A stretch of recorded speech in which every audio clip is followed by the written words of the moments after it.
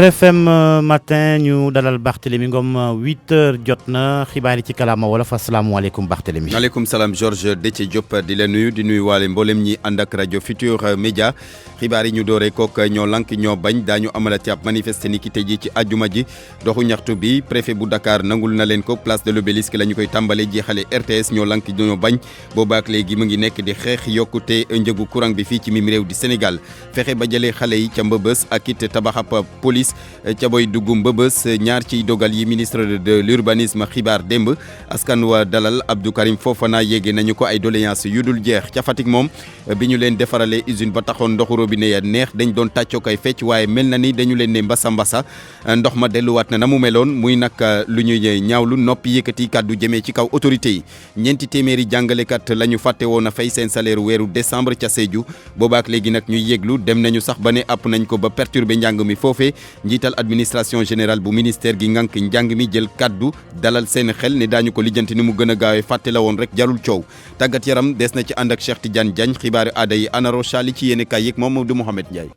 kii di Abdou Thiam moo fare ci machine yi doore xibaar yi njiitu réew mi Macky Sall ñu ngi koy xaarandi ni ki tey ji ci suba fële ca Louga Macky Sall dana dem ci xalif général bu njabootu Omarien Thierno Bassirou Tall mu di nag visite ba nga xamante ni dafa jëm rek ci màggal gi ñu war a màggal juróom fukk ak juróom-benneelu édition bu ziara annuelle bu Serigne Mountaga Daha Tall njiitu réew mi président Macky Sall foofu lay julik ajjuma biile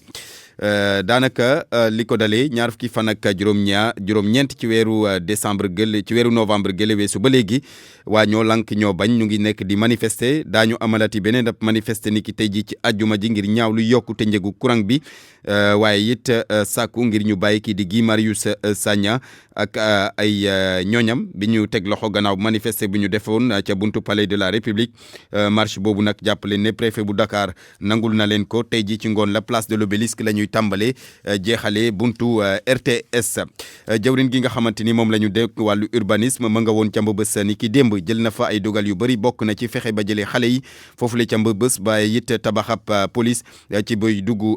Mbëbës Abdou Karim Fofana nag démb ña ko dalal yéggee nañ ko ay doléances yu dul jeex ñu teewlu ko moom Abdou Karim Fofana ci micro Ndongo Ka. En février, dès que le dossier est accepté par la Banque mondiale, nous pouvons lancer nos appels d'offres. Et dans la même année, en 2020, on peut avoir d'abord le dispensaire et la clôture de Mbëbës. Ça, c'est de la responsabilité du projet. Mais man, en tant qu'autorité, li nga xamantene man mom lay jëk def man décision. Première chose, monsieur le préfet, waxtaan nañ ci légui moy out poste de police ci buntu Mbëbës. Monsieur le préfet, deuxième chose, waxtaan nañ ci légui man ak yow, moy pneu bu mu dugg ci biir Mbëbës. Troisième chose, police and ak UCG sécuriser Mbëbës. Xalé yi nekk biir Mbëbës tamit ñu génné leen. Ministère de la femme dinañ fexé andi fi ministère de la famille, xalé yi fi ne ñu génné leen. Ndaxte xalé gu tollugul fenn sa place moy sa wetu waajur ak njàng loolu état du Sénégal du ko seetaan ñetteel ba trafic de drogue yeeg yooyu bu ma génnee léegi dinaa woo ministre de l'intérieur ñu waxtaan ak préfet de Pikine ñu xool mesure préventive ak mesure yi nga conservatoire yi nga xam ne war nañ ko jël li ci des nag man li ma jàpp Malcolm mooy àdduna buy dox dañuy dox ànd ak moom li nga xam ne moo am dëkk ci wetu mbalit kenn bëggu ko. mu nekkoon Abdou Karim Fofana jawrin gi ñu dénk wàllum urbanisme démb ma nga woon ca Mbëbës waaye nag askan wa dëkkee fi dend ak décharge ba nee nañu daal visitam bi daf ko yéex a def ndax boobaak léegi ñu ngi yéglu ci conséquences yu bon yi nga xamante ni Mbëbës mu ngi leen koy jural Ndongo Ka. diiru ko ñaari waxtu ministre de l'urbanisme logement ak hygiène publique lu mu dégg rek ñi dëkkee nag ak décharge bu Mbëbës ñoo ko daal dee wax kenn par kenn ñi bindu nag ci liste bi daal dee jël kàddu wax la leen naqari ak jafe-jafe yi nga xamante ni moom la leen Mbëbës di yóbbee Souleymane Badji mooy président délégué de quartier yi nekkee ci Malika. Jaraaf nee ne loo gaaw ñu xeeb ko waaye damay wax ni malgré les milliards yi ñuy wax moom lañu fi war a indi bakken moo ko gën a fort nee nañ leen 1968 lañ fi commencé tour jusqu'à aujourd'hui ça fait 52 ans monsieur le ministre yaa ko waxal sa bopp parce que wax ji dafa frankulaay bi nga waxee ni man damaa yéex a ñëw ba ma déggee coow li ma xam ne ñi amuñu la bonne information kon damay wax ni médecin après la mort au moment où les Malikois souffrent boobu ngay soog a ñëw pour wax ak ñun. Mor Silla mooy coordonnateur kuréel gi ëmm nag ñi dëkkee nag ci buntu Mbëbës. fii amul organisation parce que fu ne la mise en feu di jóge ñi ngi taal pëna ñi ngi taal mbalit ba pare autorité amu fi man dem naa bay jaay sama kër pour dox banditisme amu fa indiscipline na fi am banditisme ci buntu bii la nekk mais fii wax dëgg yàlla dafa am brigade gendarmerie environnementale hôpital ñu nekk ci ICG bi ñaata nit ñoo fi dee am na solution immédiat yoo xam ne dañ ko war a jël nañ fi def brigade environnementale fii waaye fi ne nit ñi dañoo toll. bu dee waa collectif Mbëbës dafa doy Mamadou Fall Malkon di coordonnateur bi mooy ko yëkkati seenu kàddu. li ngeen ñu won nag en jàppoo yàgg nañu ko woon dañuy ñaan yàlla mu bañ a doon ndaxee mbaay parce que fii la ñuy ñëw jox ñu xaalis neexal ñu ci ay climatiseur ñu waxtaan ba ngoon duñ demee ñu jël tiroir yi denc ko. dossier financement ngir soppi nag xar kanam bu Mbëbës ba mu dëppoo ak jamono daanu ko yóbbu nag ca conseil d'administration bu banque mondiale ni ko weeru février gii ministre bi di ci dolli ni réalisation yu njëkk yu projet bi dana commencé génn suuf laataa ñu jeexal atum 2020 Ndonga Ka Malika rajo Futur Média. ñu wax ci leneen nit ñeel alam gi maanaam environnement bi dem ca baie de Hann foofu nag moom ARMP dakkal na marché dépollution ba nga xamante ne dañu ko joxoon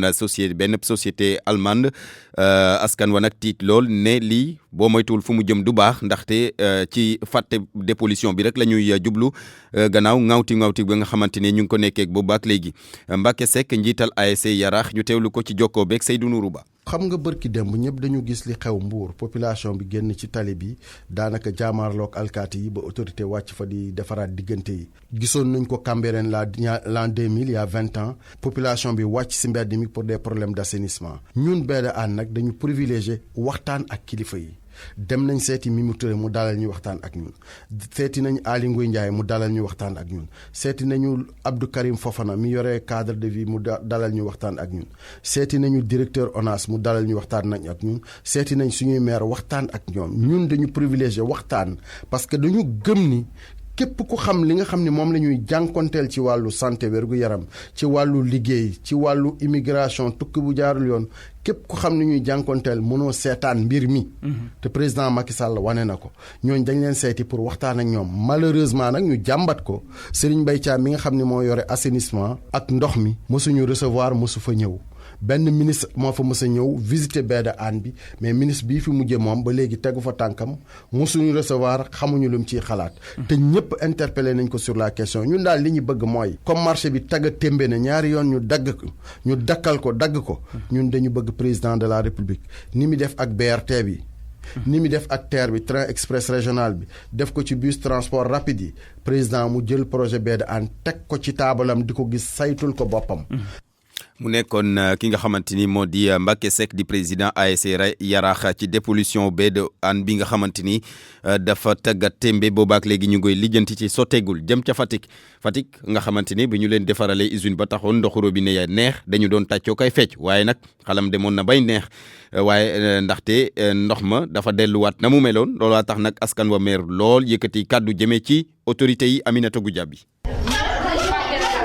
ay xale yu jigéen la yu ñu fekk ci benn boutique ñuy waxtaan ku ci nekk ci ñoom nag seetlu na ni ndox mi changé fan yi ndox mi génn ci robinet yi Fatick yi nag fi mu ne dafa safaat xorom bu baax a baax Aminata Sène moom nag nee na day mujj sax di jëndal doomam ji ay sachet ndox ngir ñu mën koo naan. muy commencé safaat xorom boo koy xam sax nga bu congelé ci la xorom bi da gën a génn fu mu ne nii moom wax dëgg yàlla changé na. Fatick nag nguur gi tabax na fi ab usine boo xam ne day dindi xorom si ci ndox mi waaye nag mois de février la tàmbale woon di joxe ndox mu neex waaye diir rek lañ ci teg ndox mi tàmbalee mel ni mu melaatoon Dieynaba Diallo moom ab mère de famille la. neexutoon mais élection campagne bi mu commencé la ndox bi neex à part la suite nag moom ndox bi neexu dara dëgg moom nañu jàppale ngir yàlla ñu bàyyi ko nu mu nekkoon nu mu doon neexee rek. Ousseynou Ndiaye nag chauffeur taxi la moom dafa mer ba futtu. la ndox mi moom nam meloon bu njëkk noonu la dellu si fi mu toll nii xaw ma nag lan la quoi aussi vraiment neexatul ndox mu neex lañ yaakaaroon mais amatuñ ko quoi vraiment. ngir rek naan ndox mu neex waa Fatick ñu ci bëri ci ñoom dañoo delluwaat ci ni nga xam ne noonu lañ doon def bu njëkk maanaam di jënd ndox mu neex ci charité yi nga xam ni ñoom ñoo koy rooti ci teen yi wër di ko jaay ci koñ yi. ñu ngi ooyaat borom mbaam yi daan jaar fii di jaay ndox mu neex ñu ngi leen di fexe ooyaat pour ñu commencé waat seen liggéey. dañuy mujjee préféré dem jënd ndox bi parce que bi baaxul ci xale yi tamit seen biir day daw te ñu tàmmoon nañ ndox bu neex bi di naan te loolu nag léegi nag c'est pas normal nag nañ jàppale ngir yàlla. nguur gi nag li mu war a def mooy lijjanti jafe-jafe bu ni mel buñ sukkandikoo ci Ndeye Khady moom ab xale bu jigéen la boo xam ni nee na bu ñu mooyul lii mën naa indil xale yi ay feebar.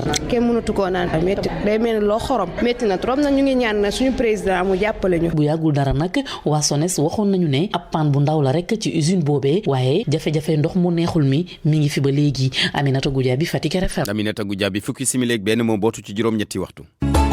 pour man RFM mooy rajo bi gaaw ci xibaar yu wóor. RFM xibaar yu wóor te wóor.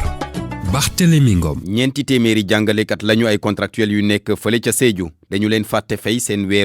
seen salaire u décembre boobaak léegi nag ñu nekk di yëglu dem nañu sax ba ne àpp nañ ko ba perturber njàng mi foofule ñu ne nag ministre bi la ñuy waxal ñu lijjante leen nu mu gën a gaawee Max Clide Kamfani. ba léegi ñun mënuñ jot suñu salaire ñun ñi nga xamante ne ñu ñooy maître contractuels yi léegi nag li ñuy wax mooy amatuñ mayuñ leen délai mayuñ leen dara dañ bëgg ñu fay na suñu salaire immédiatement le plus rapidement possible. dañoo fas yéene yéeglu ni ñoom maître contractuels yi si seen i kaddu ngir saafara seen bopp xëy bi nga xamante ne ñoom la soxal di artu xamal ni nañ ñu paralyser système bi ci fan yu ñëw nii Cheikh Mbaye moo yore seen i kaddu. tey le jeudi le 9 juróom-ñeenti weeru janvier bi bu ñu fayul suba vendredi ñun li ñu décidé moo dañuy def débrayage à partir de 9h duñ bàyyi kenn si école bi. bu ñu demee ba lundi nag salaire yi génnul lundi on va faire une grève totale classe yi kenn du si dugg mardi aussi grève totale classe yi kenn du si dugg bu dee ba léegi solution amul maintenant bu mardi passé te solution amul mercredi dinañ wàcc fii Sédhiou lépp luy école au niveau de Sédhiou dinañ leen génne jàngatu fi am. ñoom ñooñu nga xamante ne ëpp nañu ñeenti téeméer ay maîtres contractuels yu département Sédhiou ñoom rek des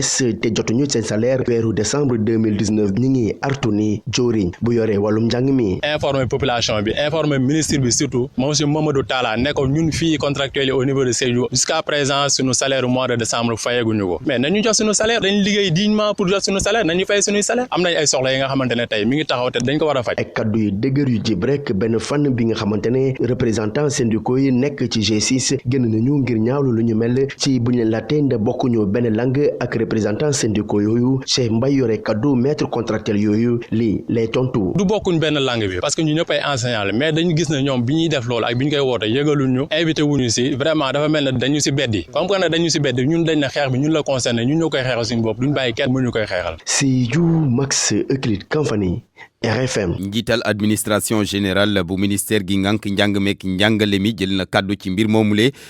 ne nag daañu ko lijjante ni mu gën a gaawee fàtte la woon rek jarul coow ñu teewlu kii di Noa Sarr ci micro Max Euclide Kamfani. di naxarlu tout simplement situation bu difficile bu jafe bi nga xam ne donc moom la ñuy dund fii ci Sédhiou suñu maître contractuel yi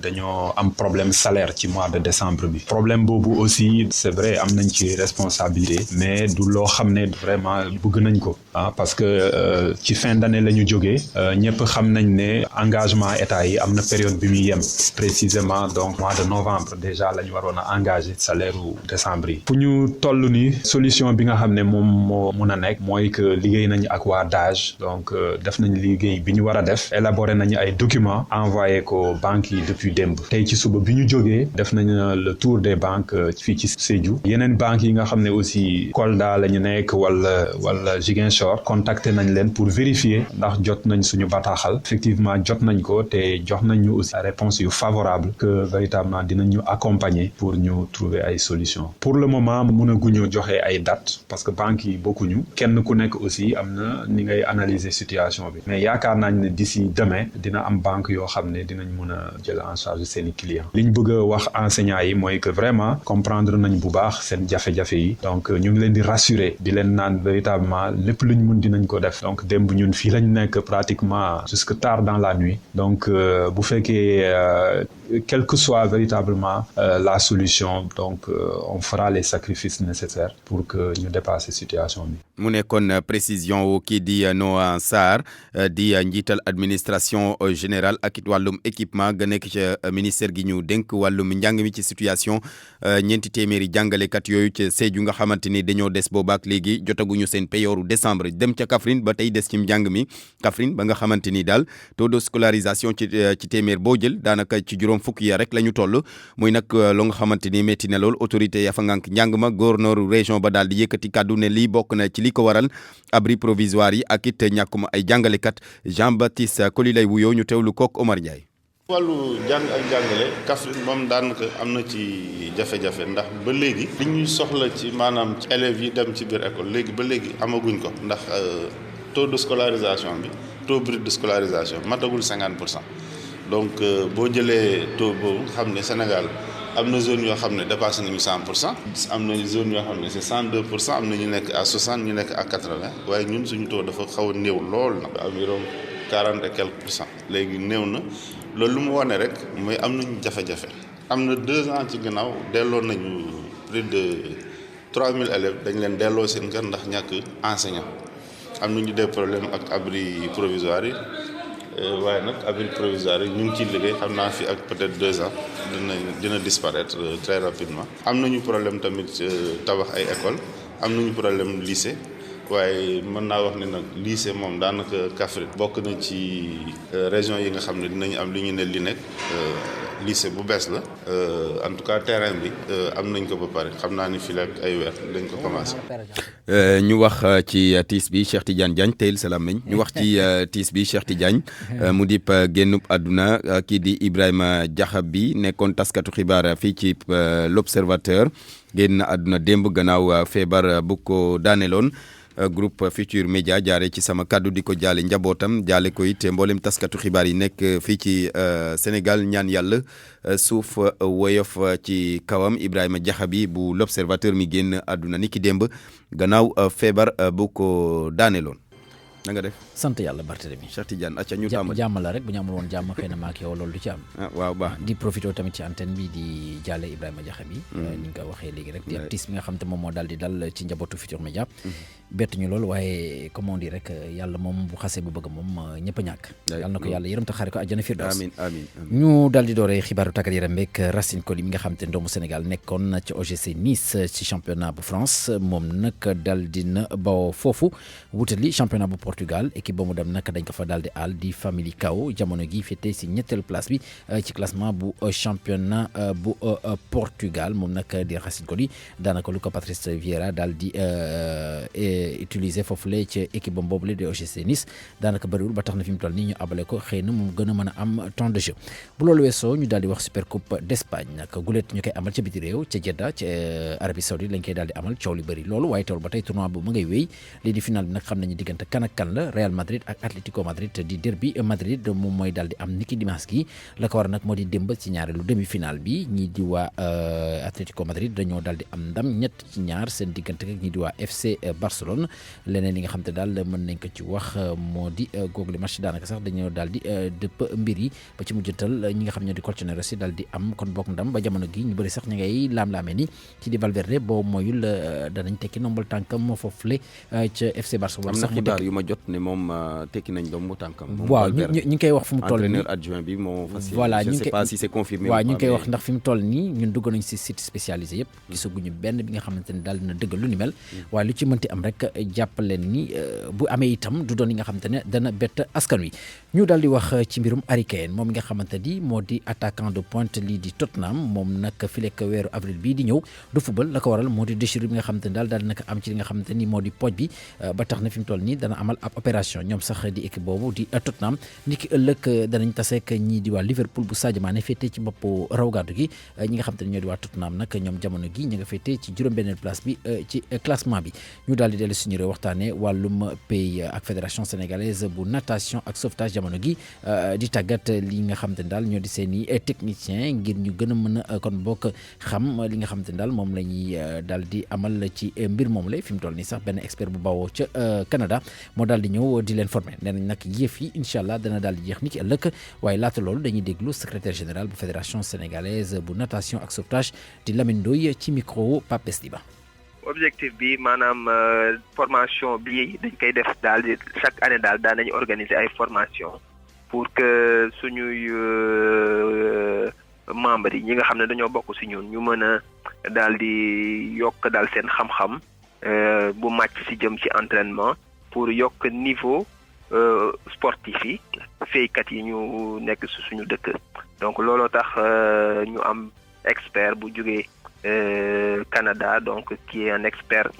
boo xam ne FINA moo ñu ko yónnee mu ñëw fii pendant 6 jours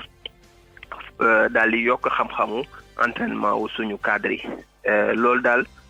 lu ñu ci antu mooy bu fi jógee au moins suñu cadre yi ñu daal di am ay xam-xam yu gën a ñaw pour gën a mën a entraîner suñuy athlètes yi ñu gën a mën a avancer déjà fii ci dëkk bi pour que ñu mën a di séentu ay résultats yu baax ay performance yoo xam ne dina leen gën a jëmale kanam ba jëmale leen sax niveau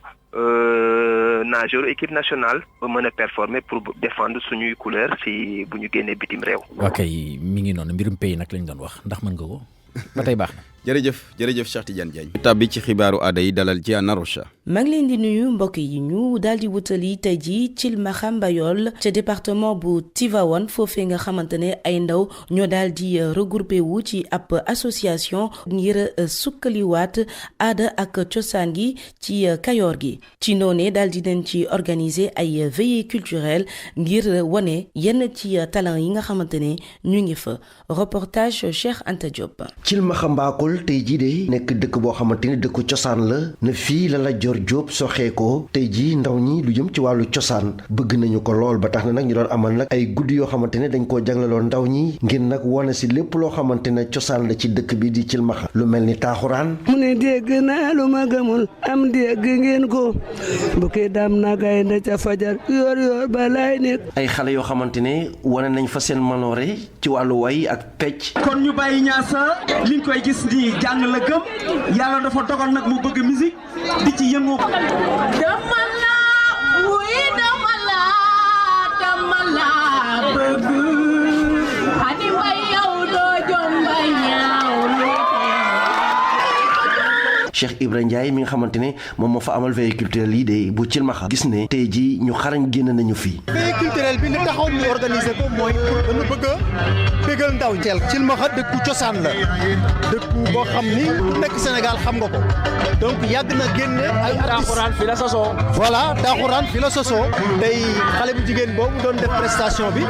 dégg nga ni moom moo qualifié au final ci Oscar des vacances. di guddi goo xamante ne dañ ko amaloon ci Thilmakha génne lépp loo xamante ne cosaanu dëkk bi la ndaw ñëpp béggoon mu nekkoon loo xamante ne lu jëkk la fii ci Thilmakha Mbakol. ëllëg ci samedi ji fukk ak juróom-benneeli édition grande nuit des Oscars du chant choral mu di édition boo xamante ne ñu ngi koy placé ci thème intégration africaine ànd ci kon ak lu tolloog fukk ak juróom-ñetti nationalité den ci déglu Mathurin Etienne Diouf mi nga xamante ne mooy coordonné xew-xew bi. donc dañoo seetlu ne choral yu bëri dafa am ay ñoo xam ne dañoo jóge yeneen dëkk ñoo bokk ci renforcer suñu choral te ñenn ñu ngi met de cœur ñenn ñu ngi woy soo xoolee ay chorale Saint-Pierre Julien Aymar chorale boo xam ne mun naa wax ne chorale bi yëpp parce que ay étranger lañu te ñu ngi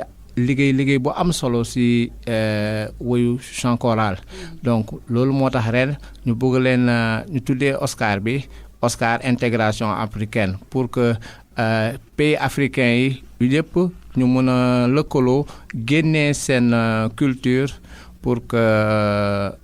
Oscar bi mun a nekk Oscar carrément pour ñu xam ne ñu ngi jógee yeneen dëkk yi. moom Mathurin Diouf mooy doon ganuk xalam niki samedi ji di leen jaajëfal bu baax a baax ci déglu bi dig daje ëllëg incha allah.